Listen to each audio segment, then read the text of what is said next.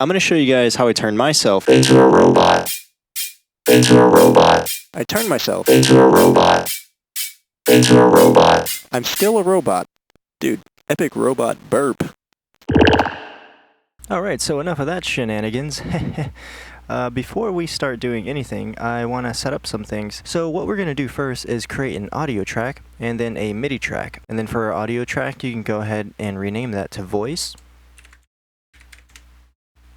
Oh my gosh. Wow. That is not how you spell voice. Let me do that again. V-O-I-C-E. There we go. What the heck? Am I having a seizure? What the heck?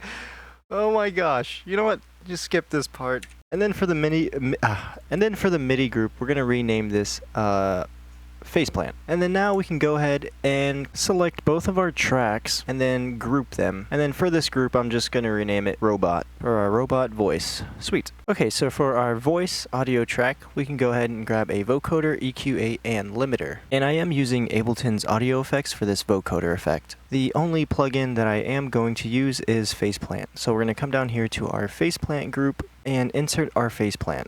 Perfect.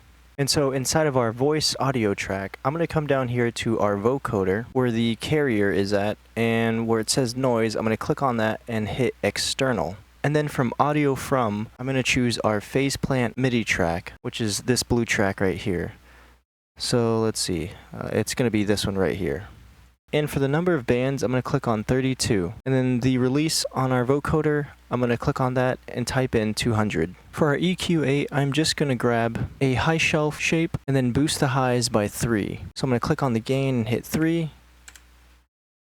And then turn the frequency down to around 3000 kilohertz. And for the limiter ceiling, I know it says negative 0.3, but I'm just going to turn that up to 0. And that is pretty much it for our vocoder, EQ8, and limiter inside of our voice audio track. Okay, so now we're going to work on our faceplant synth inside of our faceplant MIDI track. And so we didn't really do too much inside of the vocoder, but pretty much most of the sound comes from this faceplant. And so I'm going to go ahead and make 3 groups. And then for this first group, I'm going to name it 1. Second group, I'm going to name it 2. Third group, I'm going to name it 3. And inside of our first group, I'm just going to add an analog generator, and then I'm going to add an envelope for the output. And we're not really going to mess with anything in here, just leave it as is. So it's just a plain sawtooth analog generator. And then for our second group, I'm going to add another analog generator, 2 filters, a mix, and then an envelope for our output. And so for this analog generator, I'm just going to turn the harmonic up to 3. And then for this first filter, I'm going to make it a high pass. Come over here to the Q, right click and hit 2. And then for the slope, I'm going to set it to 3 as well. And then I'm going to turn the cutoff all the way down because we're going to automate this later. And then for our second filter, just make sure it's a low pass. Set the slope to 3, right click on the Q and hit 2. And do the same thing with the cutoff. I'm just going to turn it all the way down because we're going to come back to that later. And then for the mix, I'm going to right click on the level and hit 50. And then for our third group, I'm going to add another analog generator, set the harmonic to 3, add 2 filters, add a mix, and then add 1 more filter. And then for the output, I'm going to click on the envelope. And for our filters, it's going to be the same thing that we did with our second group, except when we end up coming back to this later, we're just going to set the cutoff to a different frequency. But for now, I'm just going to turn the cutoff all the way down, make it a high pass filter, right click on the Q, set it to 2, and then for the slope, I'm going to set that to 3. And then for our second filter inside of our third group, just make sure it's a low pass filter, turn the cutoff all the way down, right click on the Q, set it to 2, and then for our slope, set that to 3. And then for the mix, I'm going to right click on the level and set that to 30%. And then for this last filter right here, just make sure it's a low pass filter, right click on the cutoff and set it to 3000 Hertz. And that is pretty much it for our groups. And now I want to move on to the effects. So I'm going to add a distortion, right click the drive and hit 10, right click the mix and set it to 77. Go ahead and add a snap heap, open up the snap heap, and inside of here do parallel processing. Come down here to the gain, right click and set it to -9.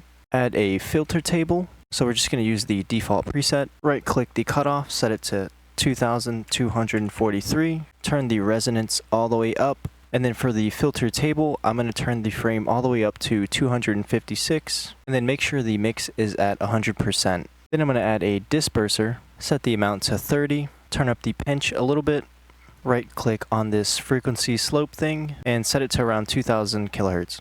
Then I'm going to add another disperser, turn the pinch up to about halfway, right click and set the amount to 20, and then for the cutoff, I'm going to right click and set it to 12,000 kilohertz. Now I'm going to add a shaper, go to the presets, click on the simple folder, and click on concave. I'm going to turn the drive up all the way, then I'm going to right click the mix and set it to 15%. Then you can go ahead and just exit out of this snap heap. Now I'm going to add a compressor, right click the threshold and set it to -20, right click the ratio, make sure it's set to 2, right click the release and set it to 92. And then for the makeup, right click and set it to 50%. And now I want to add a OTT/EQ group.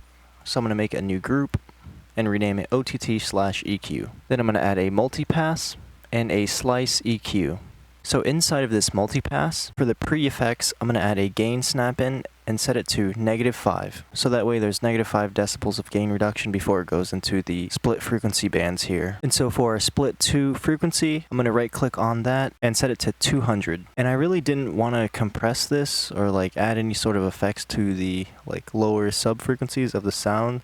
So all I did was added a gain snap-in, right click and hit 5. And then for the split 3 frequency band, I just right click on it and set it to 4000 Hertz. And so now I'm going to add a dynamics inside of our second split here. And then I'm going to set our low threshold all the way to the left. And for our high threshold, I'm going to set it to -35. And then for the ratio, I'm going to right click and hit 4. For the release, I'm just going to turn it down a little bit. And then for the out gain, I'm going to right click and hit 14. And then now for our highs, I'm going to go ahead and add another dynamics, bring the high threshold all the way to the right. And for this dynamics, we're going to do upwards compression. So I'm going to set the low threshold to -20, right click on the ratio and set it to 2. And then for the release, I'm going to turn it down by a little bit. And then for the out gain, I'm going to right click and hit 2. And then for our post FX, I'm going to add a shaper and make this kind of shape. Right click on the drive and set it to 3. Right click on the mix and set it to 12.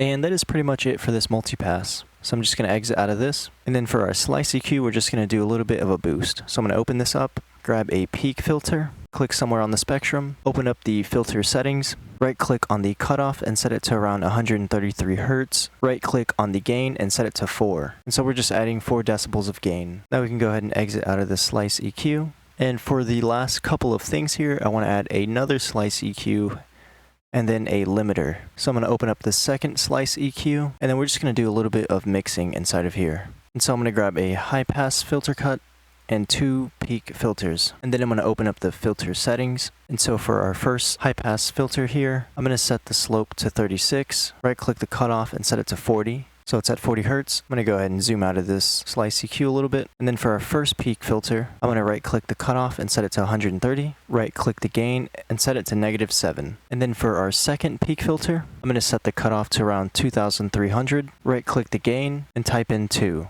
Perfect. That's what our slice EQ should look like. So now we can go ahead and exit out of this. And then for our limiter, I didn't really do anything for that, so we don't have to tweak any of the knobs. And so now that we got our effects set up, I want to go ahead and come over here to our macros. So for macro 1, I'm just going to rename that 2. For macro 2, I'm going to rename that 3. And then I'm going to open our second and third group. For our first macro here, which is 2, I'm going to automate the cutoff of our second group filter by 100%. And then I'm going to do the same thing for the second filter inside of this group. And then I'm going to right click on this macro and set it to 45%. And then for our second macro, which is renamed 3, I'm going to do the same thing. I'm just going to automate the cutoff of our filters inside of our third group by 100%. And then I'm going to right click this macro and set it to 63%. I don't really automate these. You could if you want to, but I'm just going to leave them as is. And that is our faceplant preset for our robot voice. Alright, so now that we got everything set up inside of our faceplant, I'm going to go ahead and exit out of this. And then for our faceplant track, I'm going to go ahead and turn that off. And then for your voice audio track, make sure it's armed. And now I'm going to record myself and see what the final result sounds like. I turned myself into a robot voice thing. Sweet. And then now I'm going to lay out some MIDI. So I'm going to insert a MIDI clip, set the note to like a really low note, so maybe like G1 or G0, somewhere around there. And let's see what it sounds like.